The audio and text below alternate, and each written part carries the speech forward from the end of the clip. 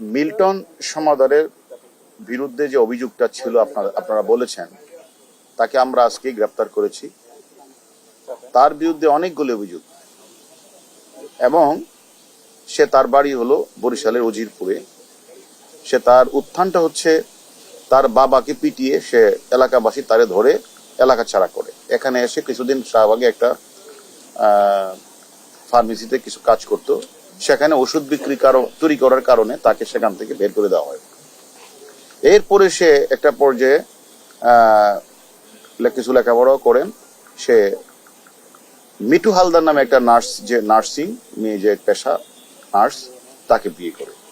বিয়ে করার পরে সে তখন তার স্বপ্নে আসলো সে একটা ওল্ড অ্যান্ড চাইল্ড একটা কেয়ার সেন্টার সে স্থাপন করবে, এরকম একটা তার আসলো। তখন তার ওয়াইফকে নিয়ে সে মিরপুর এলাকায় একটা child and old age care এক নামে একটা প্রতিষ্ঠান খুলে। এখন সেখানে খুলে আসলে এই যে তার বাচ্চা শিশুদেরকে নিয়ে আসতো, আর বৃদ্ধ মানুষগুলি যারা সেখান থেকে গরিব তাদেরকে নিয়ে আসতো। এরকম ভাবে আপনারাও দেখেছেন, বিভিন্ন মিডিয়াতেও, সোশ্যাল মিডিয়াতে ভাইরাল হয়েছে।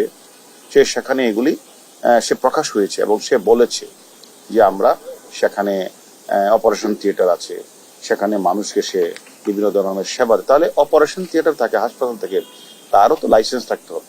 সে লাইসেন্স নেই। সে বেশিরভাগ কারণে সে রাতে লাশ দাপন করে। তখন তাকে জিজ্ঞাসাবাদ করা হলো যে আপনি রাতে লাশ দাপন করেন কেন? সে বলে যে আসলে না হলে তো মানুষ আমাকে বিভিন্ন প্রশ্ন করে, এটা সে উত্তর দিয়েছে।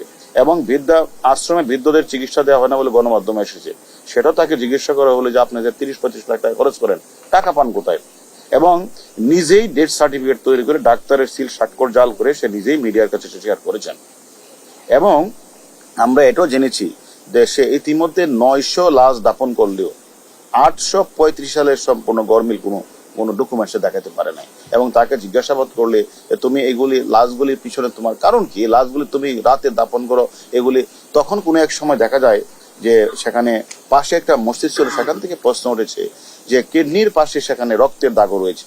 তাহলে তার বিরুদ্ধে অজস্র অভিযোগ, যে অভিযোগগুলি আমরা তাকে জিজ্ঞাসাবাদ করব যে লাশগুলি রাতে কেন উনি দাপন করতেন।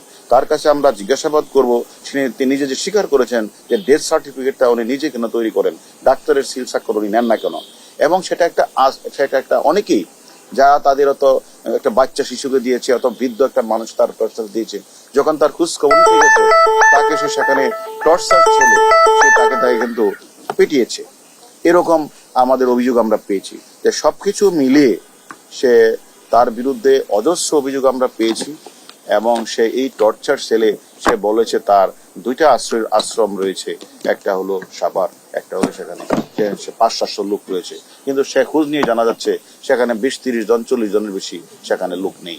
এবং আমাদের কথা হলো আমরা তাকে নিয়ে এসেছি এবং কিছু অভিযোগকারী রয়েছে, তারাও মামলা রুজু করবে।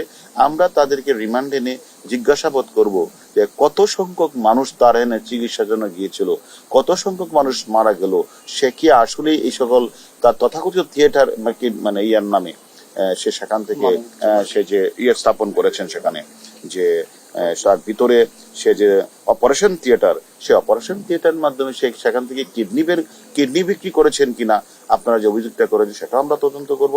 এবং কেন সে নিজে ডেথ সার্টিফিকেট নিজেই স্বাক্ষর দিয়ে তৈরি করেছেন, ডাক্তারের স্বাক্ষর কেন নেন নাই, সেটা আমরা খুঁজে বের করব। এবং বেশিরভাগ লাশ রাতে দাপন করলেন কেন, এবং তিনি 2টি আশ্রমের কথা বলে শত শত মানুষের রাখার কথা বললে সেখানে কোনো লাশ নেই। সবকিছু আমরা তদন্ত করে আমরা পরবর্তী পর্যায়ে আপনাদেরকে জানাবো যে আমরা তার বিরুদ্ধে এই অভিযোগগুলি আমরা পেয়েছি। এখন আমরা মামলা রুজু হওয়ার পরে আমরা রিমান্ডে এনে বাকি তথ্যগুলি আপনাদের জানাবো।